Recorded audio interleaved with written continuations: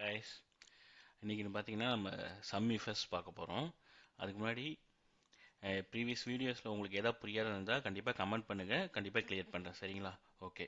Some effects பார்க்கறதுக்கு முன்னாடி some இஃபுக்கும் என்ன டிஃப்ரென்ஸ் தெரிஞ்சுக்கங்க. சம் இஃப்னா சிங்கிள் லாஜிக் மட்டும்தான் உங்களுக்கு யூஸ் பண்ண முடியும். சம் இஃப்னா மல்டிபிள் லாஜிக் யூஸ் பண்ணலாம். ஓகேங்களா? ஓகே, ஃபார்முலா பார்க்கலாம். Equal to sum இஃப்எஸ்.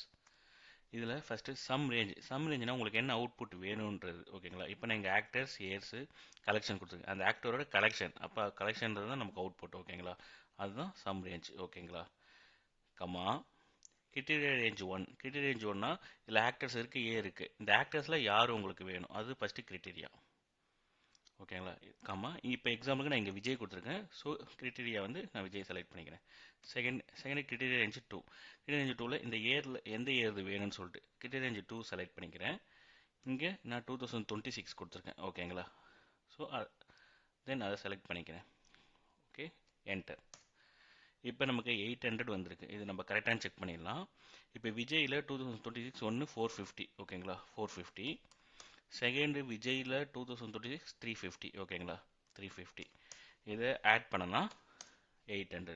இப்போ ஆன்சர் கரெக்ட். ஓகேங்களா? ஸோ நண்பர்களே, கண்டிப்பாக சேனல் பார்த்துட்டு இருக்கவங்க சப்ஸ்கிரைப் பண்ணிவிடுங்க. தேங்க்யூ.